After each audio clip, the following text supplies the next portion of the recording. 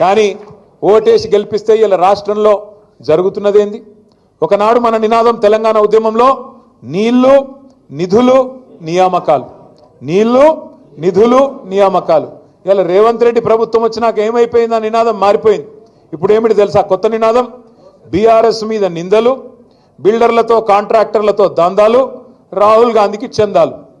నిందలు దందాలు చందాలు, నీళ్లు నిధులు నియామకాలు లేదు, నిందలు దందాలు చందాలు. తెల్లారి లేస్తే ఎవరిని దోసుకోవాలా, ఎవరిని ఎట్లా బెదిరించాలా, ఎవరిని తోలు వలిచి పైసలు వసూలు చేయాలా, ఎట్లా ఢిల్లీకి డబ్బులు పంపాలా.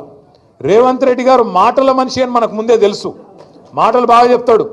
ఎలక్షన్ల ముందు చాలా చెప్పిండు మాటలు, మీకు యాదుకుండాల. మాటల మనిషి అనుకున్నాం ఆనాడు, కానీ మూటల మనిషి అని ఇప్పుడు తెలుస్తా ఉన్నది. అప్పుడు చంద్రబాబు నాయుడు మూటలు మోసిండు, యాదుకుండాల మీకు. ఓ నల్ల బ్యాగులో దొరికిండు కదా, యాదుకుందా? ఇప్పుడు ఏమో ఢిల్లీకి మూటలు మోస్తున్నాడు. తేడా ఏమీ లేదు. మాటల మనిషి మూటల మనిషి అయిపోయినాడు.